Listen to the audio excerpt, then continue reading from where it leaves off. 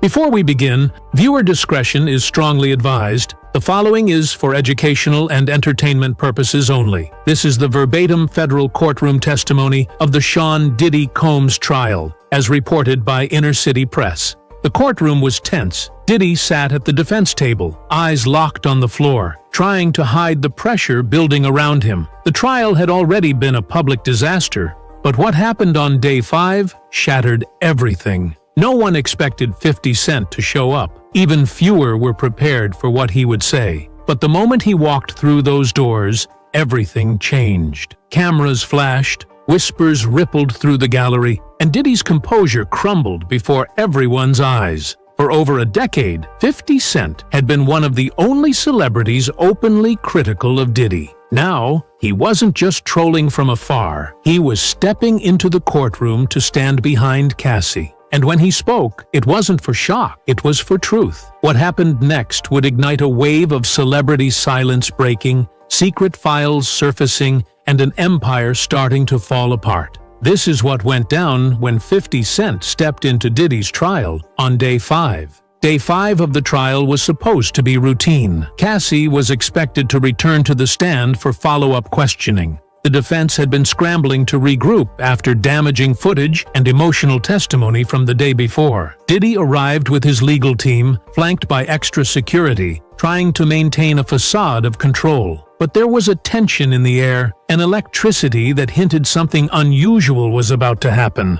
That's when the back doors of the courtroom opened, and in walked 50 Cent. Dressed in a sharp gray suit with dark glasses, he entered like a man on a mission. The courtroom gallery went still. Even the sound of papers shuffling stopped. Cassie's attorney turned to look. Diddy froze. For a moment, everything paused. No one expected him to show. Not physically. Not here. He had been making noise online for weeks, posting cryptic messages, sharing old interview clips, throwing shade. But this was different. This was a declaration. He didn't say a word at first. He simply took a seat near the back, folded his arms, and stared directly at Diddy. The prosecution gave each other glances. The defense visibly panicked. One of Diddy's attorneys leaned in, urgently whispering something in his ear. But Diddy wasn't listening. He was staring back at 50, like a man seeing a ghost from a past he couldn't control. The judge acknowledged 50's presence without a word. She nodded slightly in his direction, then addressed the court as usual.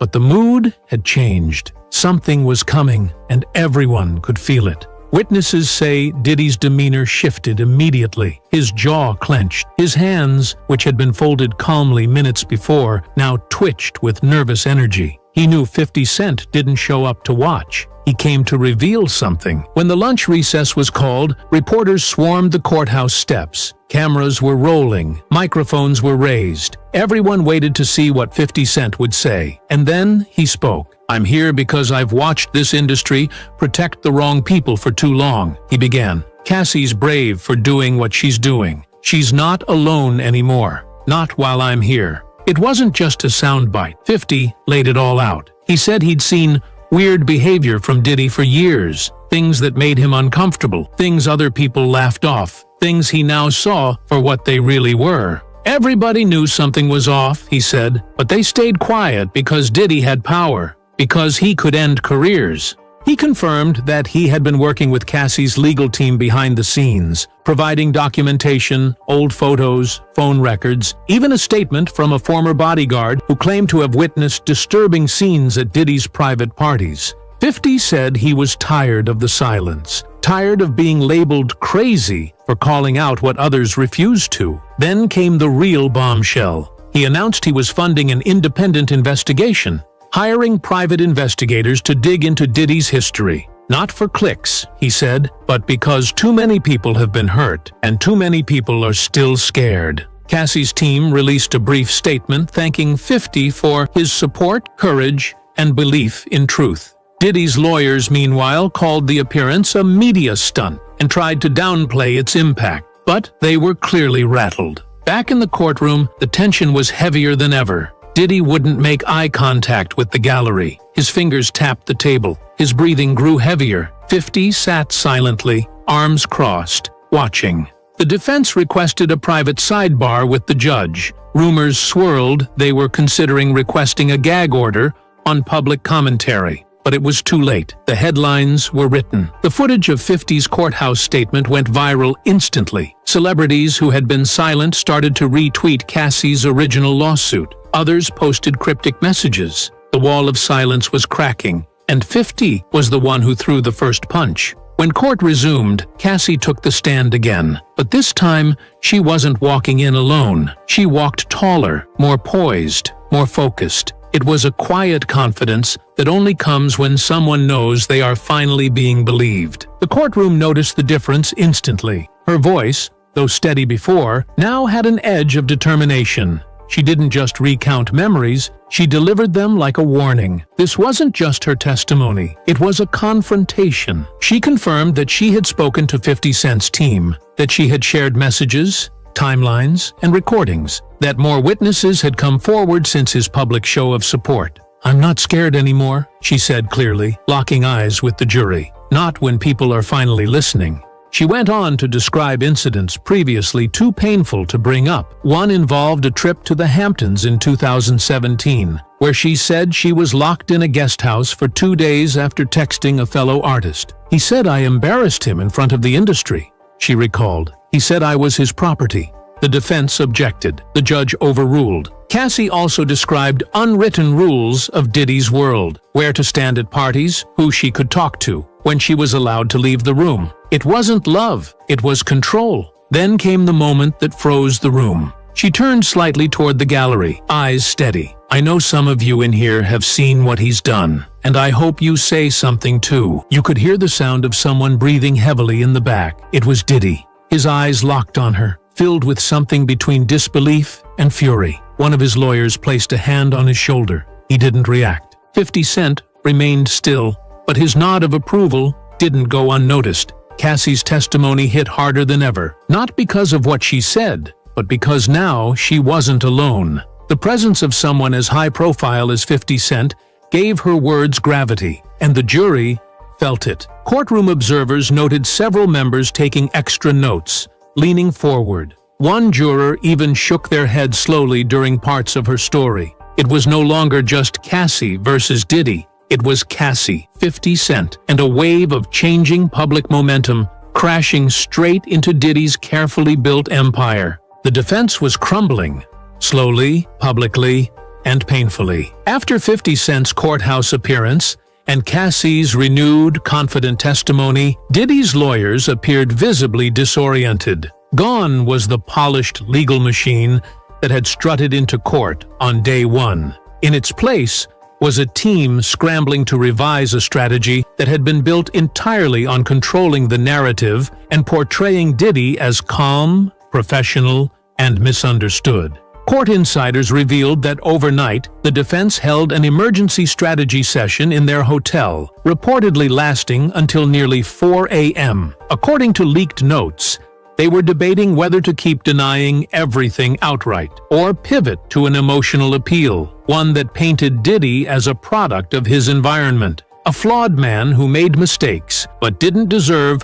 public crucifixion. It was a dramatic departure from the total innocence argument they had originally pursued. That morning, the prosecution capitalized on the chaos. They submitted a motion to introduce additional testimony from 2 new witnesses, former employees who claimed to have direct knowledge of events Cassie mentioned in her testimony. One was a former tour manager who said he once witnessed Diddy shouting at Cassie behind closed doors, then storming out and punching a wall. Another was an ex-assistant who had resigned after being told to monitor Cassie's whereabouts and report back hourly. The defense objected. The judge overruled, citing the relevance of pattern behavior. Meanwhile, the jury was paying close attention. Juror number 7, a middle-aged woman who'd been expressionless the entire trial, was now leaning forward, scribbling rapidly in a notebook. Juror 11, a young man who'd been distracted in earlier sessions, didn't take his eyes off the witness stand. Diddy himself seemed to be fraying. He stopped taking notes. He started whispering, then muttering to his attorneys. At one point, a court sketch artist caught him with his head in his hands. This was not the same man who had once ruled the music industry. This was someone watching control slip through his fingers. Outside the courtroom, The fallout was immediate and massive. Clips of 50 Cent's courthouse statement exploded across Instagram, TikTok, and X. In less than 12 hours, over 60 million people had seen footage of him backing Cassie and calling the entire industry complicit in protecting men like Diddy. For years, celebrity circles had tiptoed around Diddy's name. The whispers were constant, but no one spoke publicly. Now, the floodgates opened. Usher, once Diddy's protege, quietly unfollowed him on Instagram that afternoon. Mary J. Blige, another longtime collaborator, removed every image of them together from her grid. Justin Bieber went further. He deleted multiple posts praising Diddy and released a cryptic story that read, "Sometimes we learn too late who people really are." Within 24 hours, dozens of artists had weighed in. Cardi B posted, "Protect women, no matter how powerful the man is." Drake liked a tweet that said, "Real ones speak up, cowards stay quiet." And even celebrities outside of music, like Viola Davis and Gabrielle Union, shared messages of support for Cassie. But the most dramatic shift came from someone no one expected. A producer who had remained anonymous for over a decade suddenly spoke out on X. "I worked on 3 of Diddy's projects. I saw things. I kept quiet. Not anymore." That post alone had over 300,000 likes by the end of the day. Inside sources told Variety that top executives at Revolt, Diddy's media company, began holding emergency meetings. Advertisers were pulling back. At least 2 sponsors for upcoming brand events had rescinded their deals. One Revolt employee told a reporter, "People are jumping ship. Nobody wants to be the last one standing next to him when this all comes down." And through all this, 50 Cent kept posting. Each message was calculated. One showed an image of him and Cassie backstage at an award show years ago, captioned, "You always deserved better." Another post read simply, "Day 5. It starts here." The message was clear. He wasn't done. Back in court, Cassie's return to the stand was nothing short of devastating. It was her second time up that week, but this time she didn't just speak about what happened to her. She laid bare the system that enabled it. Her tone was measured, but the content was explosive. She detailed what she called control architecture, a term she used to describe how Diddy's team kept her isolated. According to Cassie, her calendar was managed down to the hour. She wasn't allowed to book her own travel. If she was seen speaking to another man in the music industry, someone from Diddy's circle would pull her aside and remind her, "Who made you?" She referenced one incident from 2016, where she said Diddy allegedly slapped a phone out of her hand after she laughed at another artist's joke during a backstage moment at an award show. He said I was embarrassing him, that I didn't know how to act, that I needed to learn respect. And then came the moment that shifted the jury's mood entirely. Cassie introduced an old audio recording, played through the court's sound system, with the judge's approval. In it, Diddy's voice could be heard yelling, "Don't test me, Cass. You know what happens when you push me."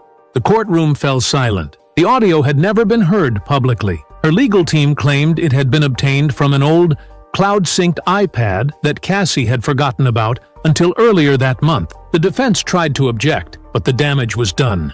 Diddy's face turned pale. One of his lawyers leaned in and whispered, but he didn't respond. Another courtroom sketch artist captured the exact moment he dropped his pen and stared blankly at the audio player like it had betrayed him. By the time court adjourned that day, even Diddy's staunchest supporters in the gallery looked uneasy. His public image, cool, composed, in control, had officially imploded. Cassie's second day on the stand proved what everyone was now starting to understand. This trial wasn't just about a single relationship. It was about what happens when unchecked power meets silence. Day 5 was already tense before it even began. The media was buzzing about Justin Bieber's cryptic online comments the night before, and the building was surrounded by security, like something historic was about to go down. Nobody quite knew what, but then, without warning, at 10:13 a.m., everything changed. That's when 50 Cent walked into the courtroom,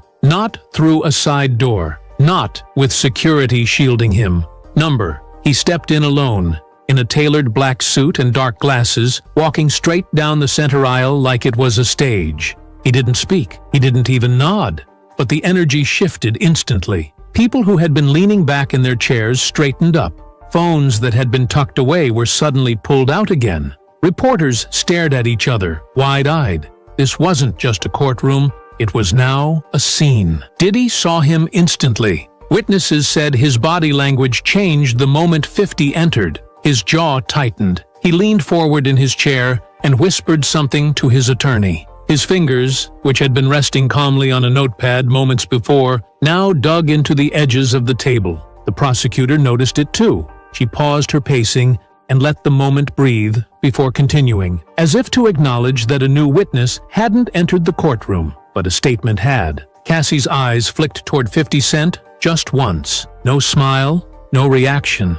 But the moment didn't go unnoticed. The defense team began scrambling, whispering, passing papers. Diddy himself glanced back more than once, visibly rattled. And 50? He just sat there, arms folded, stone still. What no one realized was that 50 wasn't just there to watch. He was there to be seen. What happened next wasn't part of anyone's strategy. Not Diddy's, not the defense's, not even 50's. But it changed the courtroom forever. During Cassie's afternoon testimony, she began recounting a moment that struck a nerve, a 2018 incident at Diddy's Miami estate. She described being locked in a private room for over a day after being caught speaking to another executive. But it was Diddy who couldn't stay still. As she spoke, he began shaking his head. Then came the whispers to his attorney. Then came the bouncing leg. Then he exploded. "That's not what happened!" he shouted, slamming his open palm against the table. The noise echoed like a gunshot through the courtroom. Everyone froze. Even the court reporter's fingers paused mid-keystroke. Cassie didn't flinch. Judge Harmon raised her gavel. "Mr. Combs, this is your only warning. One more outburst, and you will be removed."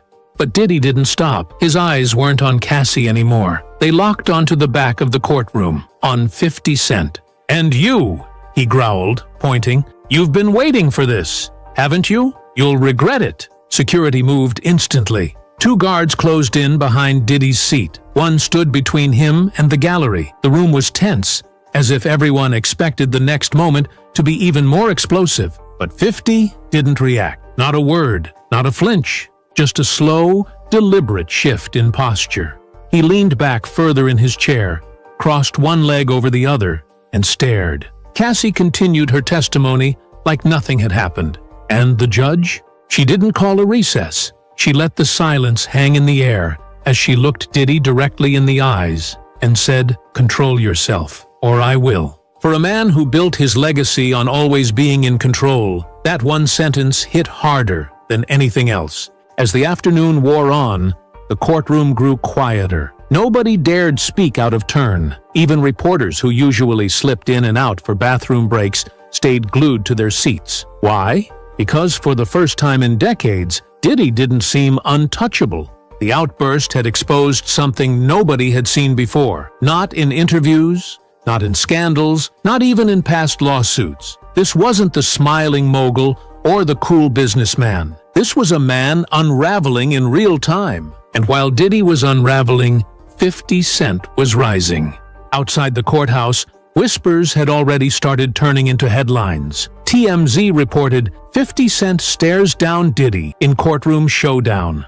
Twitter flooded with clips from old interviews where 50 had warned about Diddy for years. Suddenly, what once sounded like petty rap beef now seemed like chilling foresight. One video from 2009 resurfaced, 50 telling a host, "There's things about Puff that just don't sit right with me." That man got secrets. Now those secrets were crawling out from under every stone. Inside, Diddy had gone silent. His legal team circled around him during breaks, speaking low and fast. Cassie's attorneys, on the other hand, were glowing. Their star witness had kept her composure through it all. Their biggest opponent had cracked in front of a federal judge. Even the jury seemed to notice. One older juror who had previously taken notes methodically now stared straight ahead, arms crossed, lips tight. Another scribbled furiously as Cassie spoke, as if she didn't want to forget a word. And still, 50 Cent sat in the back. At one point,